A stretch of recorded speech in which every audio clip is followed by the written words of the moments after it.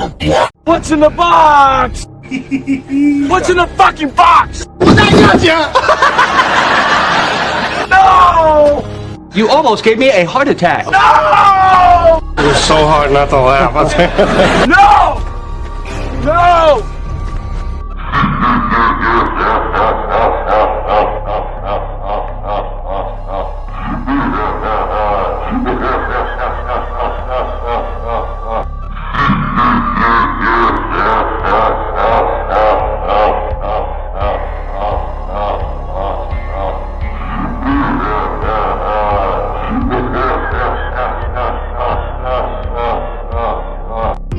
Children need the love and support of many people in their lives, from the parent they live with and the siblings they grow up with, to the parent they may only see every other weekend. With this critical insight in mind, Maximus takes a holistic approach to providing services for children and their families. We understand that the success of the children in our communities is interdependent on the success of those around them. We know this because we've served as a trusted health and human services provider for nearly 50 years. Together with our partners in state and local government, we work with the whole family to help them overcome barriers, access supports, and achieve economic mobility. From delivering child support and employment services to connecting families with resources and healthcare, we serve as a bridge between families and the services they need. Our work in child support is especially critical to the well-being of children and their families. With deep subject matter expertise and a dedicated team of seasoned professionals, we collaborate with agencies to address challenges, implement operational efficiencies, modernize systems, and achieve impactful results. We can help with all aspects of child support, including operations management, employer reporting services, paternity acknowledgement, review and adjustment of child support orders, customer service contact centers, consulting on modernizing child support systems, and employment and training services. Today, as never before, children and families are facing challenges to their economic and physical health and well-being. Together, we can help them overcome these challenges, creating transformative connections that empower success. Well, the government's largest call center, they're threatening to strike unless they get higher wages and better benefits. They went on strike for a single day in June. They made it clear at this rally that they will not go to work when it's time to renew federal health benefits if their demands are not met. Here is some more of the speakers from today's event. Today we're standing together to put Maximus on notice that workers are prepared to go on strike during the Medicare and Affordable Care Act open enrollment period unless Maximus addresses their demands. Let me repeat that. So I want to make sure that they hear me and that y'all hear me. We are prepared and we will go on strike during the Medicare and Affordable Care Act open enrollment period unless Maximus addresses their demands. And I'm here to deliver a message to you, Maximus workers, that I and all of CWA, I, as your newly elected international president, have your back, and I will stand with you in your fight for living wages, affordable health care, for a real voice on the job, and for racial and economic justice. When we fight, we are going to win in the end. Thank you so much for having me.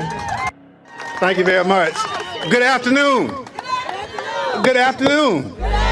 I came a long way to be with workers who want to make a difference in the workplace. But you know, you want to be respected in the workplace. And so for a guy who doesn't represent this area, but I identify with your mission.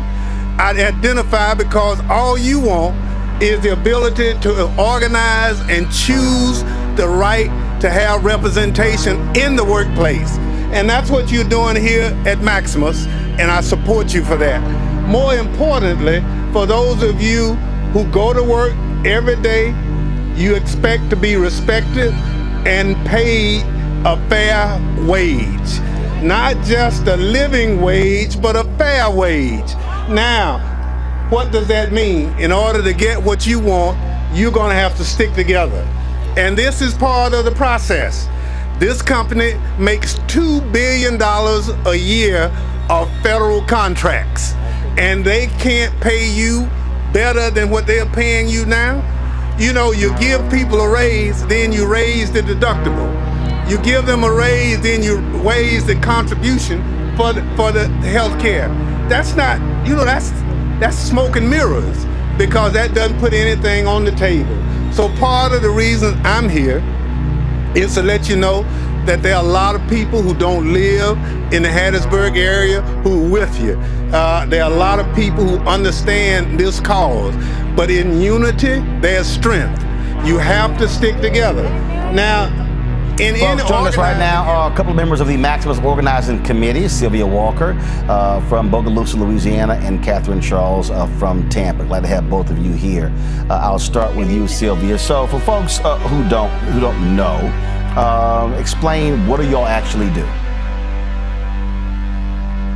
I am at Maximus, and I'm a dual, what's called a dual. I work for the Affordable Care Act, signing people up for insurance. And I also work for Medicare. So when folks are calling about the Affordable Care Act regarding benefits, you're one of the folks they're talking to, walking them through what it means? Yes, I am. Got it. Along with others.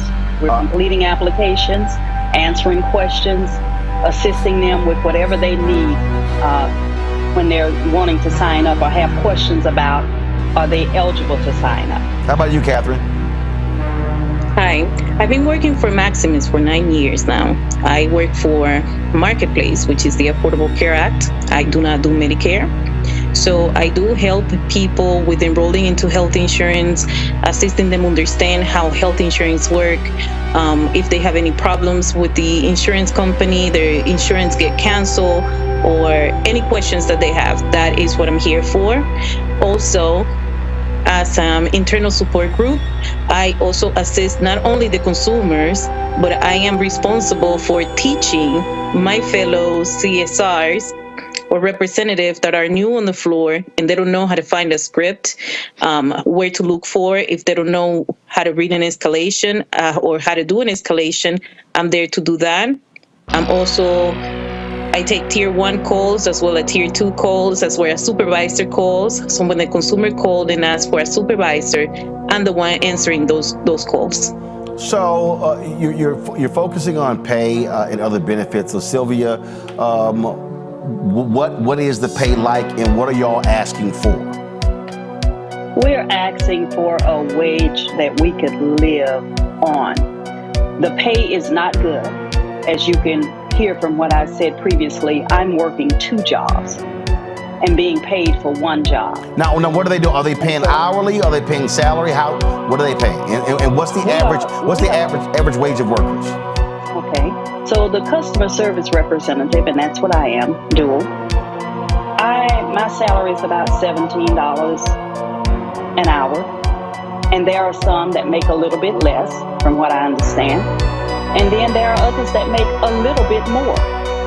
And so you're putting a lot on your plate to provide the services that are needed for our community, people in our community, our communities, and then we're not being paid for that. No customer service representative that works for Maximus should be concerned about how they're going to pay the rent, how they're going to eat, how they're going to manage their home if they have to get sick or if they get sick. So that's a problem. When you have us working, we're doing our best to serve our community, to do the job to the fullest of our abilities, and then we're not paid. We're in the food pantry line. That makes no sense. Now, how many hours are y'all working per day? We work 8 hours a day. Some have a 10-hour day. And Catherine, how 4-day week. And how many employees are we talking about? Oh, it's a lot. In Tampa, Florida, and here in Tampa, we have thousands of employees. Most of those employees are females, single mothers like me. For bilingual representative like me, the base pay is $18.70 a month. And I'm sorry. You mean an hour? An hour. Yeah, Got sorry. it. Okay, an got hour. it. Got it. All right, so Sylvia, you said about 17. You said the base pay being about 1870. What are y'all asking for? What are you asking it be raised to? Sylvia, you first. $25 an hour. That's more like it. $25 an hour. And what else are you asking for Maximus? We're asking for better benefits. Our deductibles are high, and we can't afford these deductibles. If you don't go to the doctor or use your health care often, if you're just getting the basic office visit, wellness visit, we can't pay that deductible. How much is it? And then pay for the visit. How much is it? I think it's $2,500. Whoa. 2,500? Yeah. Mm-hmm. Yeah. Wow. That is so for that office visit, you're paying $2,500. Well, they can ask you to pay the deductible along with the visit. Right. Yeah, they can ask you for that. A provider can ask that. Wow. The way the insurance is set up is that you have to meet the deductible first. I work teaching people about deductibles, co-pays, and for us at Maximus, you have to meet the deductible. So if you go to your first doctor visit, you're not going to be paying a co-pay. You're going to pay the full visit until you meet that $2,500 out of pocket. I mean, what's crazy is here y'all are trying to help people placing phone calls regarding the Affordable Care Act, and you're talking about having health care issues with your employer. Exactly. Correct. Questions from our panel. Reese, you first. Yeah, there's been reports of retaliation for people speaking out and being involved in this collective action. Are you all concerned about that, or do you feel pretty secure in your positions, like in terms of your immediate leadership? Well, in my case, I do feel very concerned. This year, 2 days before Mother's Day, because there was a lot of people organizing, more than 700 employees were let go.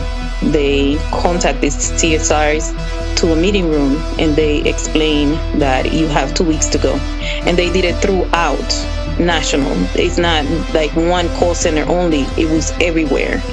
And we don't have job security where I can say, well, I'm doing a good job, they're not going to fire me. They can get rid of me at any time for any reason, and they don't care how tenured you are. I know people on that round of layoff that were there for 14 years, and they had a cute quality score. They were responsible of their job. They did a good job, and they still got let go. Not a specific reason why, or well, they said that because of local volumes, they had to let these people go. But imagine that you're being let go. You're a mother with a family that you have to take care of. And when you go to the Maximus website, they're hiring people and they're opening other sites. So how does he explain that you're being fired because of local volume, but you're hiring extra people? Lauren. Do y'all know if there's any history of Maximus call center agreeing with workers in other negotiations in the past? Not to my knowledge. Okay. In other words, have there ever been a negotiation where they said, maybe 5 to 10 years ago, we will come to the table and give you some of the things that you are asking for? Have you ever heard of that in the past? I have not. I have been a part of the organizing since Maximus came to Louisiana, Vaucluse, Hattiesburg. And I have not heard of that. We've been working to try to organize. They have been union busting, doing everything they can to stop us or to shut us down, calling the police on us when we were simply passing out flyers for information for our co-workers. I mean, just crazy, putting us off the property. Wow. Thank you. So they're not willing to negotiate. Greg? Thank you, Roland, and thank you, Ms. Walker and Ms. Charles. Reading up a little bit on Maximus, the way it looks, and we heard Congressman Thompson say $2 billion, but that was actually just for the first 2 quarters of this year. If I have it correctly, they're projecting as much as $5 billion in earnings this year, and a multi-billion-dollar international company with like nearly 40,000 employees in 10 countries. I mean, getting rid of 700 people earlier this year, and of course, in the wake of the one-day action you all had. I guess my question is, the excuses they're giving, and reading some of the conditions y'all working under reminds me of Amazon. And in terms of what these union busting they're trying to do, they're saying that, people getting put off the rolls means there's a slowdown in call volume. Has that been either of y'all's experience between people having to re-enroll and those suffering from long COVID? Has the call volume actually dropped, or has it increased? Or particularly since people are having to re-enroll in these things. And the call volume has not let up. The calls come in back to back to back, constantly. You don't have time to recover from the previous call before another call. You're answering another call to assist someone else. Mm-hmm. And depending on the nature of that call, it can be some kind of difficult to take the next call and get yourself in that frame of mind to assist that person. But we do what we do, and we do it to the best of our abilities. Mm-hmm. Mm-hmm. Thank you.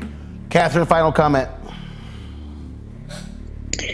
Well, as she stated, the calls are, for Marketplace, they're a little bit different because right now they're not as fast coming in through as they used to be. Like during November, doing open enrollment, after open enrollment, when we have to do also the 1095 forms for tax season, it's call after call. You barely get a minute to sip water if you get anything. We're not only calling for the benefits of the pay and the conditions. We only get like a 5 minutes break to go use the bathroom or drink some water. And as she stated, in between difficult calls, sometimes you need more than that to decompress a little bit, because you get either really irate consumers on the phone, very mean and vicious, or you get people crying and very emotional. That also get transferred to us because we are human beings sitting on the phone listening to people's stories. And we work at Maximus not just because of the pay. We love what we do. And we just want to make sure that we get better condition. They're making money because we are the front line doing all the work. And I think as a federal contract, we should be considered federal employees and get the benefits of federal employees because they're getting the federal money. Yes. All right. Sylvia Walker, Catherine Charles, we appreciate both of you joining us on today's show. Thanks a lot. Thank you. Now to a story about a real child support mess that some people believe is an example of a much larger issue. It is the story of a father with custody who is being threatened for not paying child support. News Channel 9's Calvin Sneed joins us with the results of his investigation. Calvin. That's right, Kim. William McKeel's conflict is with the private contractor Maximus, hired to enforce child support orders in Hamilton County. Our investigation shows his complaint is one of many. Meet single father William McKeel and his 3-year-old daughter, Tinsley. Oh, Tinsley's, pretty much my life. Well, she's a terrific child. She's very smart and everything. Good with numbers. She sings. When Tinsley's mom had custody, William made his $80 a week child support payments religiously. Actually, I paid her early sometimes when she needed the money. But McKeel found out some things going on in Tinsley's home life. And in January of 2011, he went back to court. I was afraid of my daughter's safety and well-being and everything, so I decided to hire another lawyer to try to get custody of my daughter. McKeel won custody, so he stopped making child supports, which makes perfect sense since his child was now in his home. But his trouble with the system was just beginning. Somehow, the records got all jacked up, and Maximus Child Support Services of Hamilton County started sending him notices that he owed almost $5,000 in back child support. That's pretty hard to believe considering McKeel's thorough and neatly organized records. $80, $80. They show he never once missed a payment. McKeel contacted Maximus and told them about the error. He provided his proof and was told it would be corrected. When he got this notice showing a zero balance, he thought he had it all worked out. 2 months later, lo and behold, he got another warning that Maximus was coming after his paycheck through garnishment. He called them back and got the runaround. It's their mistake. Yes. It's Maximus's mistake. And I'm the one having to pay for it. I have heard so many complaints about Maximus that I feel something has to be done. State Representative Joanne Favors is now arranging a hearing to get those complaints on the legislative record. I'm anxious to do it for them so that we can have a good feel for what information we should take back to Maximus, to the governor. William McKeel will be at that hearing. He says he needs Maximus to leave his paycheck alone so he can provide the things little girls like Tinsley need. Yeah, it's hard to sleep at night. Because, I'm just tore up. You never know. They might come try to arrest me for something I don't know. Now, we tried to talk to Maximus, but they told us to call the Tennessee Department of Human Services. We did. They revealed to us that over the past 3 years, Maximus has received a total of 55 complaints, all of them service-related issues. Now the hearing that Representative Favors is having will be on Thursday, December 13th at 6 p.m. It'll be held in the Kingdom Center behind the Urban League offices at 730 ML King Boulevard. She's requesting that anybody with a Maximus horror story to come to that hearing and tell that story. And folks, you can bet your bottom dollar that we will be there too as we continue following our investigation as it unfolds. The Circle of Care is all about collaboration for Maximus. So it takes careful service coordination and collaboration to get the right services to the right people. With child support, we're making certain that the child support and the parental support gets in the hands of the children who need it most. With child care, we're providing payments to child care providers in the state of Georgia who are making certain that children receive quality care. Empowering vulnerable populations to succeed is extremely important to me, as it is to Maximus. The Georgia CAP project consists of providing the enrollment, compliance, and payment distribution for over 4,000 child care providers throughout the state of Georgia. We're actually helping to provide the care and education for over 60,000 children. If we weren't providing that service, those children might not get that care, that education, and that opportunity for growth and development. We process medical support orders. We work with employers and plan administrators in order to obtain private healthcare coverage. We've touched over 1,513,005 medical support orders in the state of Georgia. Our child support projects partner with the state of Tennessee to provide services for families who need help with paternity establishment, court order establishment, and modification and enforcement of child support orders. We currently serve about 92,000 families in the state of Tennessee. We try to empower our customers and our families in multiple services so that we can encompass a circle of care around them. And by creating that circle of care, you create trust. And trust is paramount when you're trying to create family independence and self-sufficiency. And therefore, we make sure that we create partners throughout the social service arena. Family is at the center of every action we take. Our objective with Maximus has always been helping government serve the people, whether it's through informational purposes, education, whether it's through connecting them with a different resource, but that's been our main goal. And that is what we do here at Maximus. We serve, and it's a wonderful business to be in.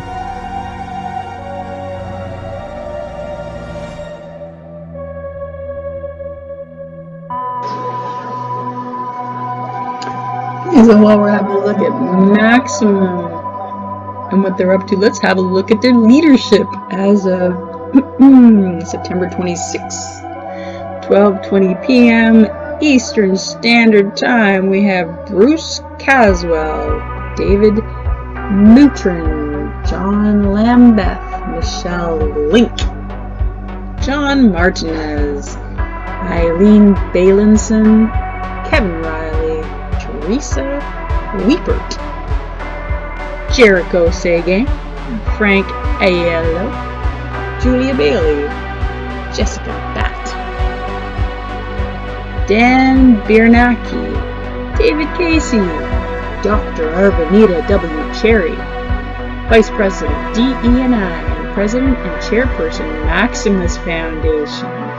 There's a foundation too! Get out! Alright, let's go. Check that one out next. Christopher Debeck,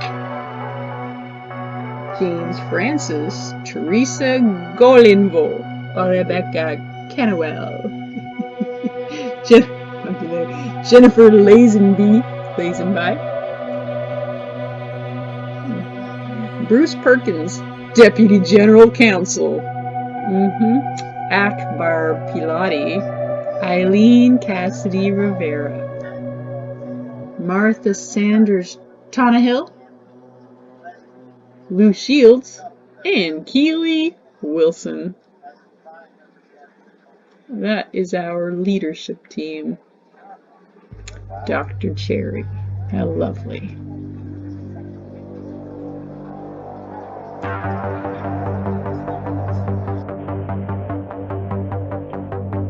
Maximus provides high-quality customer service to connect people across the nation with important information about different government programs. In Texas, our eligibility support customer care representatives, known as CCRs, answer questions about health programs like Medicaid and Medicare, as well as nutrition programs like food stamps, also known as SNAP. Let's listen to 6 sample calls that show how our CCRs provide accurate information in a helpful, friendly, and professional manner. Because Maximus takes the protection of private information very seriously, we have changed the names, addresses, account numbers, and other personal information of our callers. In our first call, CCR Brianna helps the caller verify that the system has correct supportive documents on file. Thank you for calling the Health and Human Services Commission. My name is Brianna. May I have your case number or your social security number, please? My social is 123456789. Thank you. May I get your name and date of birth? And address? My name is Jo Lynn Jackson. Date of birth, January 1st, 1988. Address is 123 Main Street, Millington, Texas, 78123. And the phone number is 555-5555. Okay, just for clarification, that's 123 Main Street, Millington, Texas, 78123. Yes. Is this your mailing and your home address? Yes. Your phone number, did you tell me? Yes, it's 555-55-6565. And how can I help you today? I was just calling to make sure you guys received the documents I faxed over yesterday. Okay. Bear with me for just a moment. Let me review the information. You may hear a moment of silence, but I'm still on the line. I'm sorry, did you fax over an application or was it a supportive document? No, there are documents which I think we needed, like proof of child support I get from my son and the one I pay the babysitter as well. Okay, bear with me for just a moment. And did you fax them to 1-877-447-2839? I think so. Well, let me check really quick. I have the paper right here. 735298. No, not that one. Hold on. 447-2839. Is that the one? Right. 877-447-2839. Did you put the case number on the document? No, I forgot to do that. Okay. So at this point, I'm not seeing the supportive documents. I would suggest that you refax them and make sure you put your case number on either a cover sheet or on each document so they can be linked to your case. Oh, okay. Just go over the information because I just have to go over the information because it's required. They are asking for a verification of your child care expenses, verification of your income from your employer, John Deere, also verification of child support for your son, and they're requesting a text updated 7/15/2013. Okay, because I had faxed that. I know I spoke with somebody else, and he said that he saw the pay stub that they were requesting. They did receive the pay stub that they were requesting, and he was going to put a note in there letting them know that you guys do have that pay stub that you requested. Right, I do see that you submitted that with your application, so I do see that. And so then the other one. So will they still expect it since you guys did this to me yesterday? I really wouldn't be able to determine until the action is taken. I would just encourage you to submit it as soon as possible because they are still waiting for it. Oh, okay. I'll go ahead and do that today. Thank you. You are welcome. Can you think of any more questions I can help you with today? No, that's everything. Thanks. All right. Since there are no more questions, thank you for calling the Health and Human Services Commission. You have a good day. Goodbye. You too. Bye. In our second call, CCRC helps the caller set up an appointment for food stamp benefits. Thank you for calling the Health and Human Services Commission. My name is Steve. May I have your social security number or case number, please? 111-232-333. And what is your date of birth, please? 2188. And your name, please? Jerry King. And do you also go by Durham? Yes. And what is your residential address? 123 Main. Is that 123 Main Street? Yes, sir, street. And the city, state, and zip code? Millington, Texas, 08123. That was 123 Main Street, Millington, Texas, 78123. Is that also your mailing address? Yes, sir. And what is your phone number? 555-555-5555. And how can I help you today? Okay, I applied for emergency food stamps on Tuesday, and one day I got a job. I got a call from you guys about a telephone appointment. Right, just to tell you about the appointment, yeah? Yeah, I was at my job and I couldn't answer the phone. Uh-huh. I don't want my new boss to see me on the phone. Right. And they called me yesterday again, but again, you know, I was at work and I couldn't answer my phone, so I'm calling you guys to see what I had to do. I just started this job. I haven't worked for a month. I haven't got money, food, and it's going to be 2 weeks before they pay me my first paycheck. And then it won't be for a couple of days because I haven't worked for a week. For about 10 more weeks, I'm going to be without money. Now, let me tell you, they do have an appointment set up for you next Thursday at 3 p.m. But I can transfer you to our specialized escalation unit, and they can see if there's anything open for today. For me to go to the office today? That would be great. No, it would be a phone call. Oh, sure. I could do a phone call today. Yes, that would be awesome. Well, what I'll do for you, of course, is set up the appointment for next Thursday, but I'm also going to transfer you to our specialized escalation unit, and they're going to check and see if there's anything open for today. Oh, so next Thursday it's set up. For what time? Just in case, you know, they can't do anything for me today. What time is it for next Thursday? Next Thursday, the 5th at 3 p.m., the Millington office is going to call you at 555-555-5554 for your SNAP benefits. Okay, and that's at 4 p.m.? 3 p.m. Yeah, then I'll just take a walk over to the break room real quick and make sure that I can answer the call. I don't want to miss it, but can you transfer me? Hopefully they can do a phone interview today. Right. Now, before I can transfer you, sir, is there anything else I can help you with? No, sir, you've been awesome. Well, thank you for calling HHSC. Now, please hold while your call is being transferred. Thank you.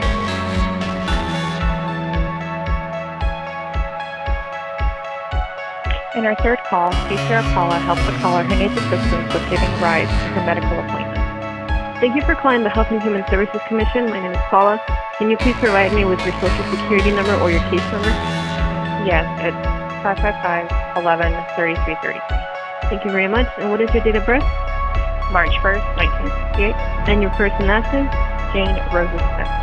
Mrs. Rosa Smith, can you now verify your address for me, please?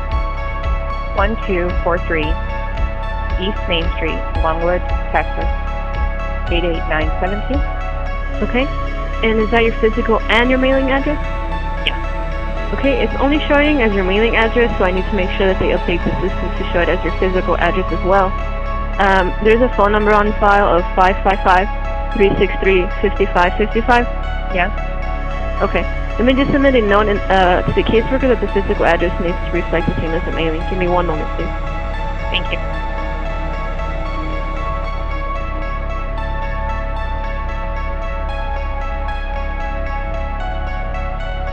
All right, so I submitted the request to update the information with the caseworker just to let you know that it can take up to 30 days to process.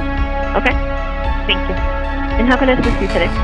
Okay, I know I have Medicaid Q1.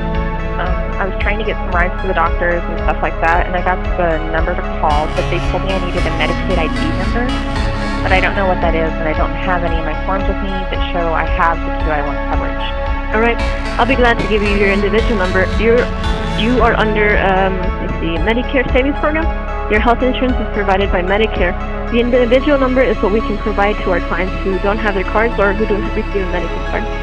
Right. They're going to use this number to verify if you do have active Medicaid or another type of health insurance that you have. Then they'll let you know if it's valid for the right assistance. Okay. And you said you do have the phone number to the Medicaid Right Hotline, correct? Yes, I have that number to the right, yes. Okay, it's 1-877-623-8747. Okay, just let me get your number. Give me 1 second, please. Actually, that number's changed to 855-687-4786. They give you... It's a different number that you were given? Yeah, I called the 252-8263 number, and they gave me a new number to call. 855-687-4786, and I got through to them. Oh, yes. Because that's the first one, 252-8263. That's the Medicaid hotline number. Oh, okay, I see. The right assistance line is 1-877-633-8747. Can you give me that one more time? Sure. 1-877-633-8747. Okay. That's the number you need to call for the right assistance Monday through Friday from 8 a.m. to 5 p.m. Okay? Now, let me get you your number. 1 second. See, I had to go to the doctor today, and I had to pay like $10 out of my own pocket, and they didn't know this program existed until I called. Okay. I have your individual number right here if you want to write this down. Just let me know when you're ready. Okay, I'm ready. Okay? It's 220-333-111. Again, that's 220-333-111. Okay, I got it. Okay? Okay, on the service that I have, can you tell me what it actually covers? Well, the QI1 that you have, again, it's a Medicare savings program. The QI1 pays for the Medicare Part B premium, so it's not deducted from your check. Oh, I see. That's what that is. Okay? Okay. All right, ma'am. Is there anything else that I can do for you today? That'll do it. Thank you. You're welcome. Thank you for calling AT50. Goodbye.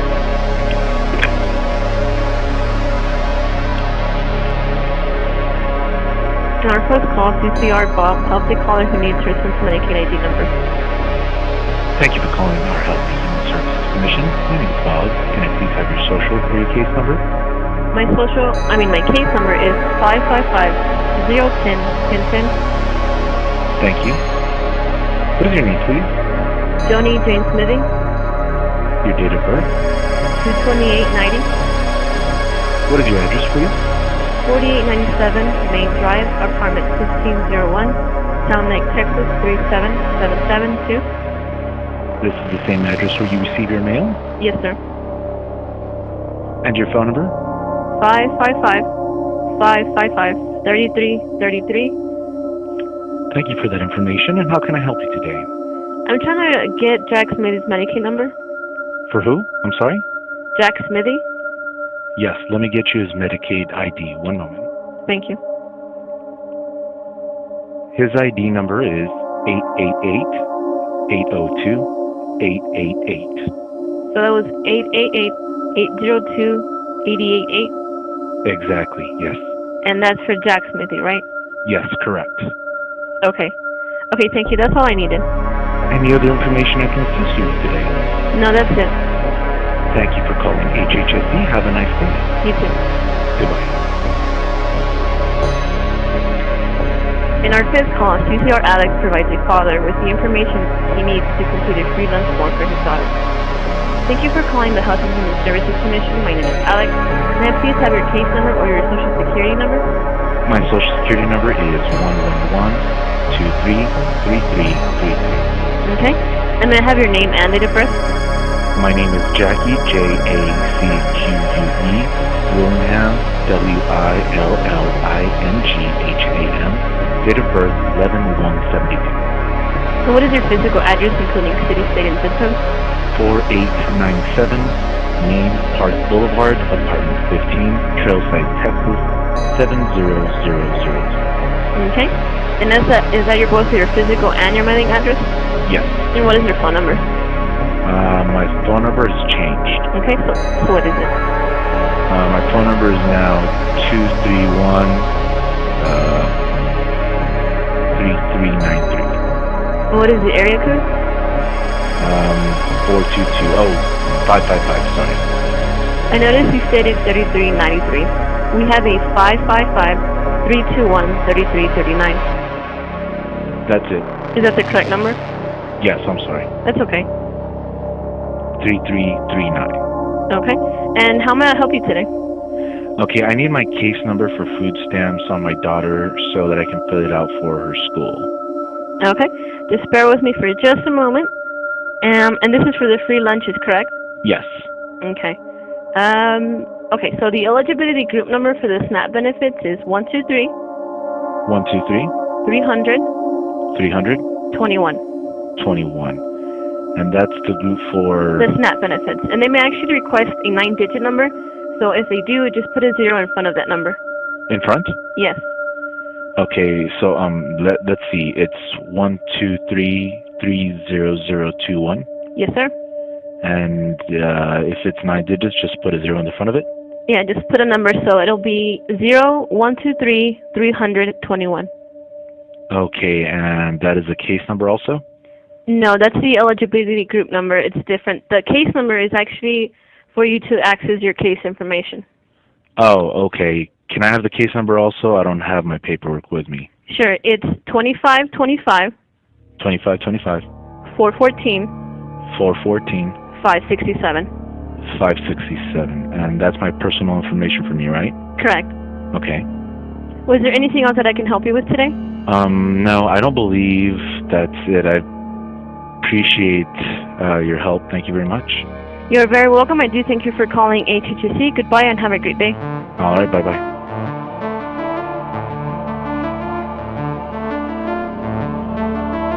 In our last sample call, CCR Laura helped a caller who is reapplying for food assistance after losing her job. Thank you for calling the Health and Human Services Commission. My name is Laura. May I please have your case number or your social security number, please? 555-22-5555. Thank you, and can I get your first and last name? Marie, M-A-R-E-E, last name Clark, C-L-A-R-K. Thank you, and your date of birth? February the 28th, 1964. And your address? I'm now in Monroeville, Texas. My address is 7777 Main Avenue.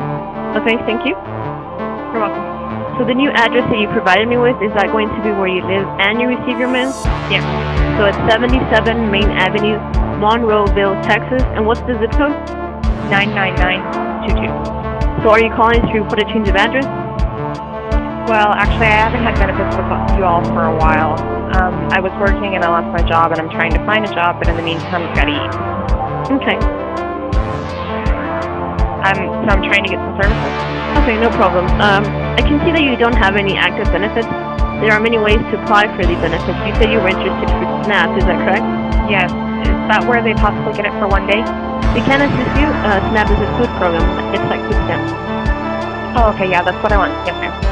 Okay, well, there are many ways you can apply for SNAP. We can mail you an application. You can pick one up at your local office or community-based organization, or you can download an application or apply online. Okay.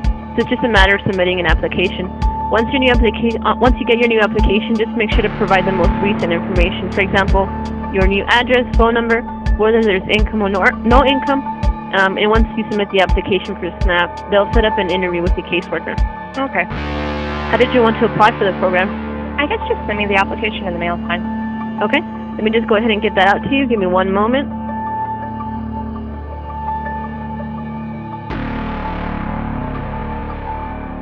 I appreciate it. Now, you said I could also go online, right?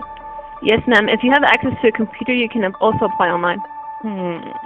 I'll go ahead and give you that website. It's www, then it's .your, Y-O-U-R, Texas is spelled out, T-E-X-A-S, and then benefits.com. So that's www.yourtexasbenefits.com. And in the meantime, I'm going to send you this application to 77 Main Avenue, Monroeville, Texas, 99922. Is this correct? Yes, ma'am. So I went ahead and sent you out that application. You should expect to receive it within the next 5 business days. Okay, thank you very much. You are welcome. Aside from me sending you this application, is there anything else that I can do for you today? No, I appreciate it. Thank you. You're very welcome. Well, I do want to thank you for calling ATTC. Have a great day, ma'am. You do the same. Thank you. Bye-bye. Hello and welcome to Washington Exec's video series. I'm your host, Amanda Ziede, and joining me today is Allison Patrick, Senior Vice President of Sales at Maximus Federal. Thank you so much for joining me today, Allison. Well, Happy New Year, Amanda. Thank you for having me. Of course, and Happy New Year to you too. So we're actually here to pick your brain about 2021 trends and kind of looking back at 2020. So considering 2020 was such a unique year with unexpected challenges, I wanted to ask first if there's one lesson you learned in 2020 in terms of the federal government contracting market. Oh gosh, sure. What a great question. I think there were so many lessons that many of us learned as we adapted to, a new environment and a new challenge. But I was reminded again that the government operates under incredible constraints and at enormous scale that is unforeseen by any other entity. Not another government or, a private sector business operates at the scale of the U.S. federal government. So, and during this time of challenge, where U.S. citizens were relying upon their government to take action, it was critically important for the government to have their GovCon partners. And that those government contracting partners, I think in terms of answering your question, were agile and could operate with speed. I think those partners that could really pivot with speed and deliberation were the ones there to, go hip to hip with the government as they faced, very new challenges. I think back, when the pandemic began, and Maximus, like most government contractors, quickly moved most of their employees, or as many as possible, to a home environment to keep employees safe, our community safe, and of course our customers safe and healthy. But the fact that we had gone through a big IT transformation and moved to a cloud environment several years ago really enabled us to flex our programs in a real dramatic fashion and add computing capacity where it was needed. So for example, we moved 9,000 secure agent desktops through Amazon Workspaces, in addition to almost 7,500 VPN connection users on scale, and didn't miss a beat in terms of supporting. These were our contact center operations, so that citizens were receiving the answers to the questions that they so desperately needed from the government. And then even, kind of more recently, another great example is just here a couple days ago on December 27th, when the government passed and signed the CARES Act extension into law. Maximus has had a long-time relationship with the IRS. And because the IRS was so predictive about wanting to get out that payment to the citizens so quickly, the IRS was able to accomplish that in 2 days. In 2 days, over 30 million citizens received their EIPs, checks, and that was really because of the partnership and the recognition that agility and speed were absolutely necessary in 2020, for sure. So what market trends are you anticipating for 2021, and how are you and your team at Maximus preparing for those trends? So, 2021 already feels a lot like 2020 to most of us, and so the remote work and the technology needed to support remote means will continue into 2021, of course, as we continue to ride through COVID-19. The good news is those vaccines are getting out there, and some of us can see light at the end of the tunnel, but I think few of us can really be anticipatory about what that means. So in terms of trends on the technology side, certainly cybersecurity continues to be a top priority for the federal government. And now with work locations being so dispersed, cybersecurity is really at the top of mind for Maximus, and making sure that we are ensuring all the citizen data that we manage and interact with, and have control over that citizen data. Automation is also another key technology aspect to keep up with the pace of demand. And then lastly, RPA continues to provide value in terms of volume and efficiency. And then the emergence of new technologies such as everything as a service. I think we're really seeing the government now embracing that these are essentially services that contractors are providing for the most part into their environment, and we're seeing new contract types like everything as a service. Certainly 2021 with our administration change is going to bring about some I think minor swings in how we do business. One in which that Maximus I think thrives is the use of small businesses, and Maximus has had a long track record of exceeding our small business goals, and we really look forward to continuing our longtime partnerships with niche companies, our veteran-owned service disabled company partners, and even our hub zone partners. So that's something that we are embracing already and preparing to see those subcontracting goals increase or certainly be utilized much more often. Wonderful. So to close out, what areas of the federal market are you particularly focused on in 2021, and what goals are you setting for Maximus in those markets? So, as you probably know, because we interact with Washington Executive so much, that Maximus has a long time history in the health markets. We've supported the health agencies, for nearly 30 years. That being said, the way we are supporting our health customers today is very different than even 2 years ago. And I think the lesson that we learned was that while we're constantly infusing technology at the programmatic level, we have really not supported the CIO organization much at all. We are, really focused on mission, but as we are realizing, mission is so much part of the CIO organization, and all of our programs have so much great technology and efficiency in them that Maximus is now beginning to shift and think about we can pull that interesting innovation out of our programs and compete, in the technology space as well. So that should be interesting as we move more and more into technology offerings. Wonderful. Well, we'll certainly continue to track that and catch up with you later on in the year. Thank you so much for this insight, Allison. All right. Thanks so much, Amanda. In this interview, we sat down with Bruce Caswell, President and CEO of Maximus. Bruce joined Maximus in 2004, was elevated to President in 2014, and has served as President and CEO since 2018. He has over 30 years of public sector health leadership experience, and he's a 4-time WASH 100 award winner. If you enjoyed this video, please like, share, subscribe, and turn on notifications so you never miss an interview. Also, we'd love to hear from you. If you have a question for the leaders of GovCon, please drop a comment below or email studio@executivemosaic.com.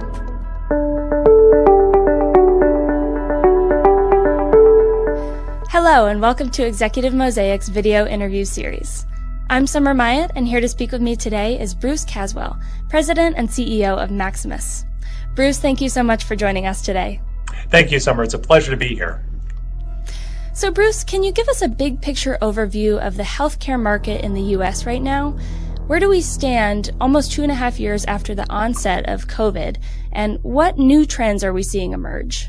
Sure. Well, Summer, as you well know, there are many aspects to the healthcare market in America. So recognize at the outset that my view is really from the perspective of citizen engagement and participation in government-funded programs like Medicaid and Medicare and disability benefit programs, including veterans benefits. So with that as backdrop, COVID forced the healthcare market to evolve, obviously, and it really accelerated changes that were underway even prior to COVID, like the greater use of technology in the form of telemedicine for assessments and care delivery. And that's created an expectation, I think, among beneficiaries, patients, clinicians, and so forth, and payers, that this can and should in some way continue. So from their standpoint, and ours as well, I think it's part of a broader trend that we would characterize as a trend toward personalized, patient-centered care. An example of how we're responding to this as a company is the work that we have underway with our Veterans Evaluation Services, or VES subsidiary, which we acquired in 2021. We're investing in new technology to improve the customer experience, or CX as the slang has become, for veterans, and also in bringing the services to them really on their terms. And so we've developed, and we're literally rolling out mobile clinics that will be available to veterans in the parking lots of Walmarts, for example, or through veteran services organizations and so forth. It's very exciting. Our business strategy more broadly, and we call it the future of health, our vision for the future of health, is aligned with these trends. There are 3 areas specifically that we're focused on in response to the trends. One is, again, the increasing importance of clinical assessments to governments around the world who rely on independent, conflict-free entities like Maximus to complete those assessments. The second is really addressing the challenges that the public health infrastructure encountered in responding to the pandemic. Obviously, the seams that were kind of laid there between data systems and state level, the ability to collect reliable public health information and make it actionable. And then the third is really addressing many of those things that didn't get addressed because of the pandemic, like chronic conditions and non-communicable disease states. Certainly things like diabetes and obesity, but also significantly the mental health challenges that have evolved as part of the pandemic. So we're trying to position the company to respond to all of those. So we know Maximus's revenue spiked at the height of the pandemic, mostly due to increased demand for contact center, claims processing, and clinical support services. Now, as the demand for these services declines, where are you seeing new opportunities for expansion? It's interesting because many of the opportunities for further growth that we're seeing in expansion came from what we learned and experienced during the pandemic. And so there are customers, for example, that we serve for the very first time during the pandemic, many of whom are state-level departments and agencies that we supported with their unemployment insurance programs. And they're converting, in some cases, to longer-term customers for the company. But then there's also the question of capabilities. And during the pandemic, we were able to help major agencies like the Centers for Disease Control, CDC, to quickly stand up large projects to meet increasing needs for government services, such as last July when the president wanted to get 70% of Americans vaccinated by July 4th. You might recall that event.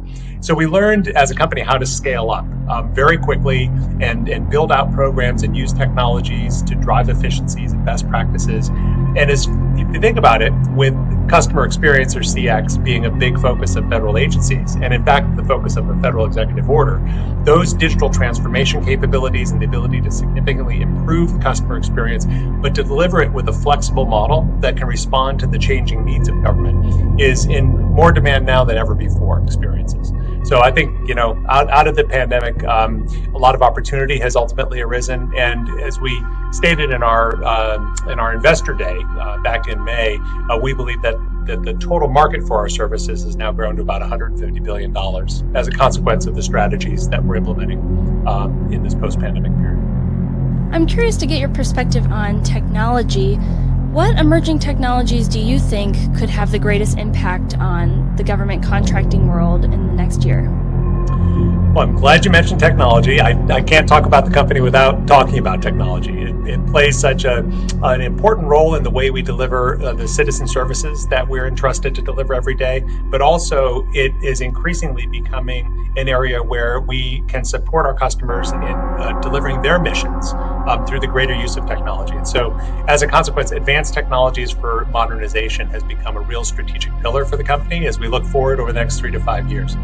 So the next year, of course, is a relatively short horizon, even in the technology world, although things change quickly. And so the table for that period has largely been set through contracts that are in place. But if we take a look at what the agencies are doing, there are significant IT and digital modernization challenges that agencies are facing. And the federal civilian world where we operate, because we don't really operate in call it the military systems aspect of the defense community, or the intelligence community. But the civilian world and others are turning to companies like Maximus for technology capabilities like agile development, certainly cloud migration. I think in many ways people hear about FedRAMP and they assume that the federal government is largely already migrated to the cloud. But in fact, my understanding is it's the vast minority of agencies and departments that have made that migration. So hybrid cloud computing and being able to deploy customer environments into a hybridized cloud environment is going to be a big thrust, not just in the next year, but over the next 3 to 5 years, we think. Then, of course, there's the importance of the data sciences and data analytics. And, we call that area information intelligence, and how the greater use of techniques like artificial intelligence and machine learning can build better decision support tools for our customers to use as they transform their agencies to meet their mission requirements as they continue to evolve. So I think it's a super exciting time to be in the technology space in the federal government, and we're thrilled as a company because we recently were able to break into the top 20 of federal IT contractors. We're number 19 now, and climbing. We're intending to climb higher. So I guess watch this space would be the way I'd conclude that. Well, congratulations on that, and also on opening your new headquarters in Tysons, Virginia. I know you've said that new facility is really designed to meet the needs of employees in a post-COVID world. Can you talk about how workforce needs have shifted since the onset of COVID, and how are you navigating talent shortages right now? Oh, it's a great question, and you're right. We built this highly collaborative, open, airy, bright, positive environment for our employees to encourage them to be here and to collaborate and work together and really promote their own well-being as well. I mean, the office has been designed in a way that it really is intended to not just facilitate a healthy and productive work environment, but also recognize the importance of work-life balance and maintaining your well-being and even having some fun. You make a great point about how the expectation of employees has shifted, and we really designed this with the expectation that we would have employees in the office roughly 3 days a week. I can understand bookending the week, working from home on a Monday or a Friday. I do that myself, and certainly at times doesn't seem like the traffic in the Washington area has gotten any better. And so if you're facing a long commute, it's a very reasonable thing to do. At the same time, many jobs are just done better when you're part of the team and you're together. And individuals who are parts of teams that function best together when they need to make quick decisions and just bounce ideas off of one another and not have to find ways to schedule 30-minute Zoom meetings for every small item, will come back and work together. And I would also say that there are, and this is not unique to any one generation. I've had conversations with folks about, is it the older generation that wants everybody back in the office or the younger? I do think that younger individuals working for us are missing out on the opportunity to build connections with one another. And when I think about my career and how it evolved, so much of it was in kind of having that shared experience. And I worry that if we're all working remotely, you don't obviously get to make those connections as deeply as you would. And also, you don't necessarily build an affinity or a connection to the company you're working for. So we as a business have focused on our core values. And we recently rolled out our global kind of 6 core values, which is very important because it creates kind of a structure, if you will, that brings us all together. And we live those values through our behaviors, regardless of where you might work for Maximus. So we're trying to respond to the shortages of talent that we've seen in certain areas by creating the very best employee experience, and that's compensation, benefits, but also the work environment like we were talking about. Bruce, you mentioned the evolution of your own career. I'm curious, how has GovCon changed since you began your career, and what advice would you give to someone entering your industry today? I'll keep it pretty simple. When I look back on my own career, I think like all of us, I've tried to live my life with as few regrets as possible. The one thing that I regret is not having taken advantage of the network around me as robustly as I might have when I was younger. I think I was very deferential and respectful of the hierarchy in the companies that I worked in. And I didn't realize that as people get a little further in their career, they really are focused on giving back. They really want to share their experiences. They want to see the next generation come along and benefit, even if it's only 20% of what I have to tell you you're going to take away and make use of. There is that opportunity for mentorship and development is so heartfelt, I think, among many of us. And I would tell you that I've seen top level executives in companies across the Washington area block out time on their calendars, have conversations with young employees and folks not even in the industry, thinking about being in the industry, to share with them their experience. So I think taking advantage of that when you're a young employee, not being too nervous, right, about making that connection, asking for a 15-minute cup of coffee, and also as an executive, keeping your door open and being responsive and engaging is just critical. I'd also just say, I would tell you, my career was not in any way planned out to happen the way it has. It's been more about recognizing that every time a door might close, another one's likely opening. And so, finding that path forward, taking advantage of opportunities, always, not just working hard, but raising your hand and asking for that extra assignment. Or sometimes I'll tell our interns, kind of looking over the edge of the cubicle to see what your neighbor's working on and wanting to understand other aspects of the business. That makes you, not just a well-developed employee, but a valuable employee in a company. So anyway, some words of wisdom, and they're worth what you paid for them.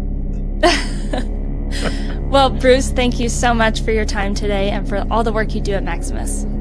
Well, it's my pleasure, Summer. And thank you so much for your interest, and I really appreciate your time as well.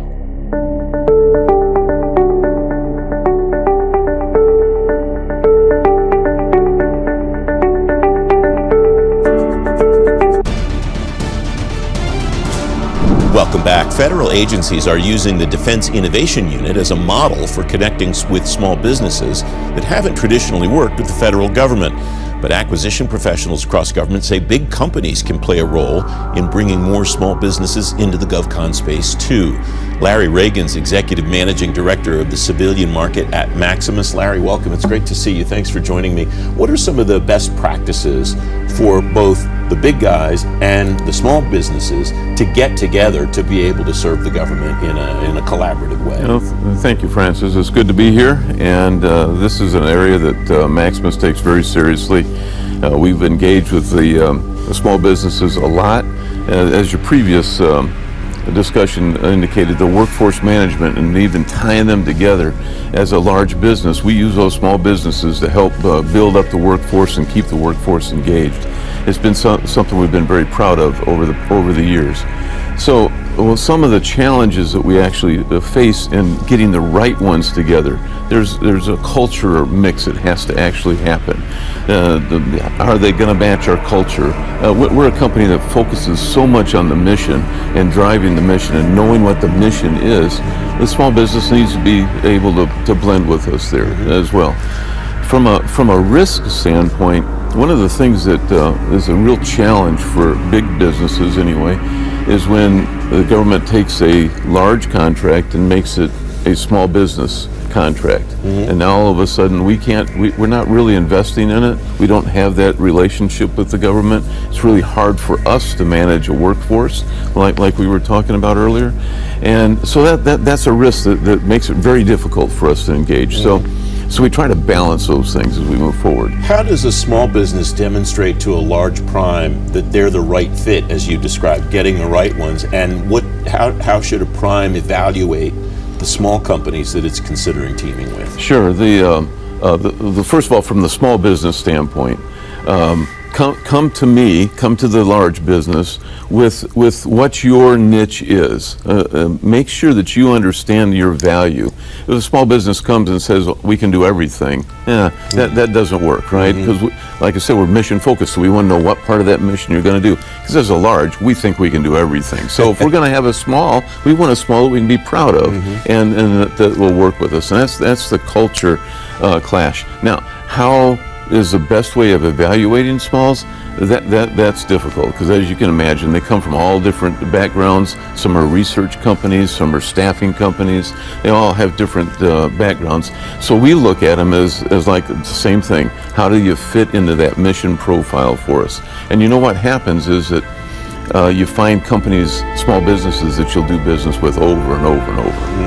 How do you advise your government partners to evaluate the way that collaboration looks? To say, okay, I think these guys are going to get it right for me on this team. Yeah, that's really hard. I mean, it really is. It's a difficult thing for the government to look at this team.